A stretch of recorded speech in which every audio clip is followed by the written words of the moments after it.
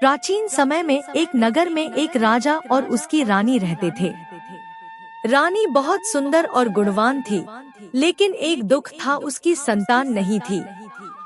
रानी बहुत परेशान थी और उसने कई ऋषि मुनियों से संतान प्राप्ति के लिए उपाय पूछा, लेकिन कोई उपाय काम नहीं आया।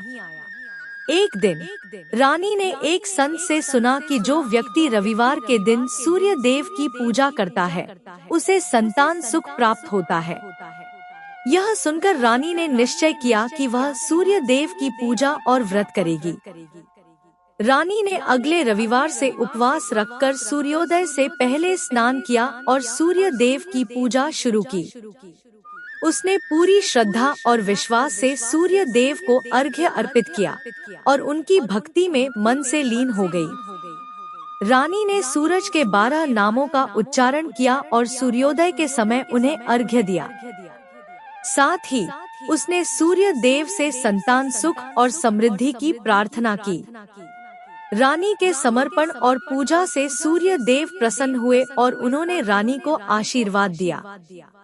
कुछ समय बाद रानी गर्भवती हुई और उसे संतान सुख प्राप्त हुआ। राजा और रानी बहुत खुश हुए और उन्होंने सूर्य देव का आभार व्यक्त किया। इसके बाद रानी ने नियमित रूप से रविवार का व्रत करना शुरू किया और नगर में खुशहाली आई। व्रत का महत्व। रविवार व्रत का महत्व विशेष रूप से शारीरिक और मानसिक स्वास्थ्य, समृद्धि और संतान सुख के लिए है। इस दिन सूर्य देव की पूजा करने से व्यक्ति को स्वास्थ्य लाभ मिलता है और जीवन में आने वाली कठिनाइयों से मुक्ति मिलती है। सूर्य देव को समर्पित इस व्रत के दौरान व्यक्ति को न केवल शारीरिक कष्टों से राहत मिलती है, बल्कि मानसिक शांति और समृद्धि भी प्राप्त होती है।